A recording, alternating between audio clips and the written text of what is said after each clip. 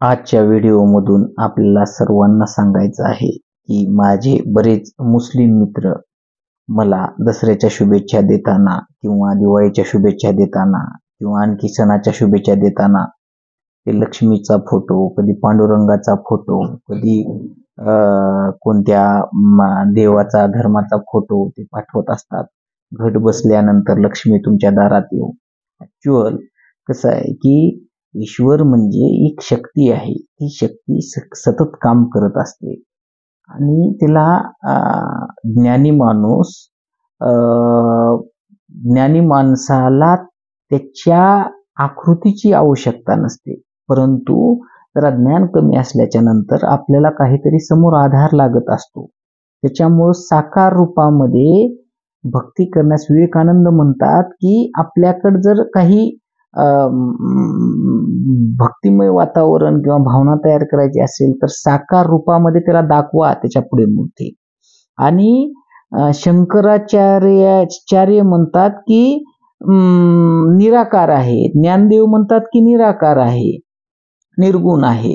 म्हणजे दोन्ही भावामध्ये. आता मी इस्लाम मध्ये कधीही आकार दिलेला नाही, त्यांनी मूर्ती पूजेला विरोध केलेला आहे. आणि हिंदू संस्कृतीमध्ये बऱ्याच ठिकाणी की हिंदू जे विचारवंत आहेत त्यांनी मूर्ती पूजाला किंवा फोटोच्या पूजेला विरोध केलेला आहे. त्याचा अर्थ असा नाही की मूर्ती पूजा करणं सगळ्याच चुकीचं आहे. अरे बाबा, तुम्ही समोर काहीतरी दगड ठेवा, समोर झाड ठेवा, समोर पर्वताचं रूप ठेवा, समोर फोटो ठेवा.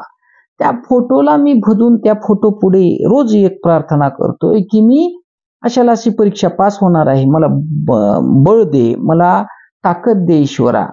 त्यावेळेस ती जी फोटो समोर असते त्याला फक्त तुम्ही आधार मानलेला असतो. आता एकलव्यांनी द्रोणाचार्याची मूर्ती समोर ठेवून धनुर्धर शिक्षेचा सराव केला होता, परंतु ती मूर्ती तुम्हाला जर तुमच्या माइंडमध्ये रोजच्या रोज मेमराईज करून आठवण करून देत असेल की तुझा जीवनाचा उद्देश काय, तुला काय करायचंय, तर ती मूर्ती पण काम करते ना.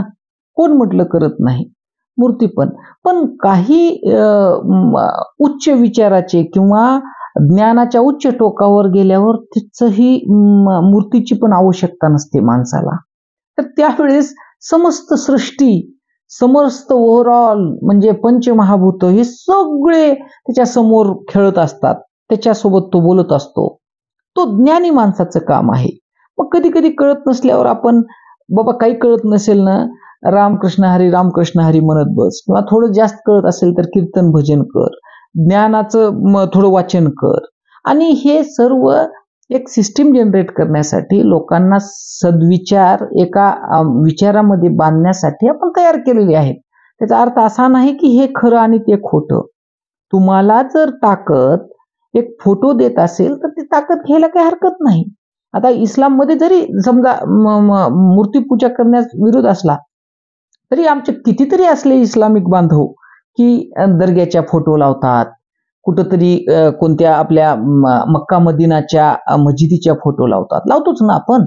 एक आधार आम्हाला दिसण्यासाठी, काहीतरी साकार रूपामध्ये आमच्या समोर ते पाहिजे म्हणून.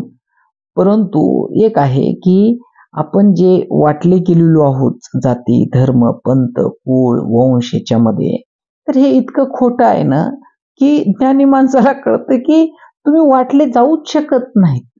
कारण अखंड आहे ईश्वर, ही अखंड आहे, त्याचं डिव्हिजन होत नाही. आणि त्या ईश्वरामध्ये हे सगळे आपल्या सृष्टीचे सगळे रूप येतात.